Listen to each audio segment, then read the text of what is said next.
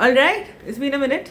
I actually want to talk about doing hard things and how we have realized, how we have normalized a lot of toxic contracts when you're doing hard things. For example, in the creative tech space or the media tech space, when you make movies and games, you realize how hard it is and what an uphill task it is.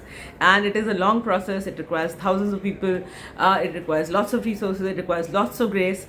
And in all of that, it has multiple partners. And in all of that, anybody anybody can invoke a toxic contract and make your life hell. And I'm pretty sure that all of you are watching what is happening to the Satluj, Daljit and Hani Trahan's film, and I have a massive shout out to RSVP as a production house to support this film. It's a beautiful, beautiful film. Please go watch it. You can't. Oh, they took it off Z5, but I have a download copy in case you want it. So having said that, when you're doing something hard, there are toxic contracts that you must say no to, because when you are a creative tech professional, when you're in media tech, I think all you're doing is putting your sensibility out there and your consciousness out there, and there is sincerity to it which cannot be diluted, and the whole world wants you to dilute it. They want you to buy into this hubris that they've sold you. One of the biggest hubris is leave your own center and listen to everybody else. That is absolute bullshit. Second is money buys everything, which is another second lie that everybody tells you. Third is power and status is more important than genuine, real hard work on the ground 24/7. I have a team at Hanuman which literally works 24/7, and I am in awe of them, and that to me is sacred. Not the hoopla around it.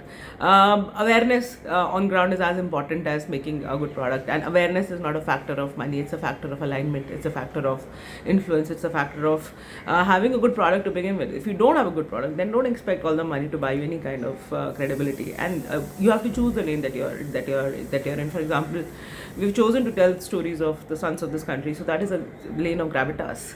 And when you're telling the stories of sons of this country, and you kind of do the comparison between Satluj versus Hanuman, you realize that we only value people after they're dead, first of all. But at the same time, we don't value bodies which are unclaimed and unnamed. You will value a Jaswant Singh Kala after he becomes a martyr. And you will value Maharaji because after he's gone, because he's affected so many lives. But did we do this while they were alive? We probably didn't. And I think so. So this whole game that creative tech plays of seeking love approval is a toxic contract that nobody should give into. You should only have an internal beat that you work by. Make your own table. Don't try to be on anybody's table. Nobody's table is better than yours. If all you crave is roti sabji and they're giving you caviar, don't worry about it. You don't care about caviar. You actually won't like it. So this is very important for people who are doing this, especially if you do hard things. Hard things come with their own authenticity. The toxicity that comes with the hard things is the test. And that's the test that you have to that you have to pass with honesty, that you have to pass with openness, that you have to pass with being undeniable. Undeniability only comes from doing the work on the ground. There is no other way. Nobody can actually take away your destiny from you. They cannot take away your work from you unless you allow it. So you also cannot allow it. So a large part of doing work is also protecting the work, is also giving it the sacredness that it demands. It's 100 people's consciousness that's gone into any film project, for example, or it takes 200 people to make games.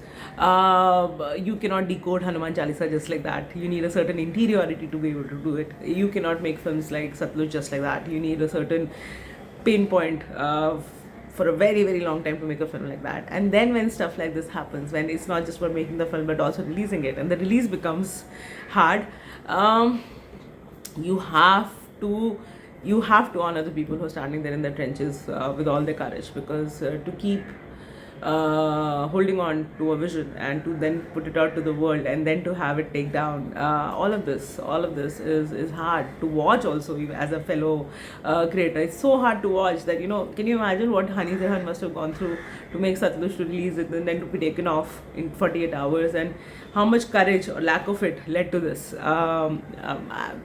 In the quest of history, you have to look at the side that you stand on, and you have to make your own table.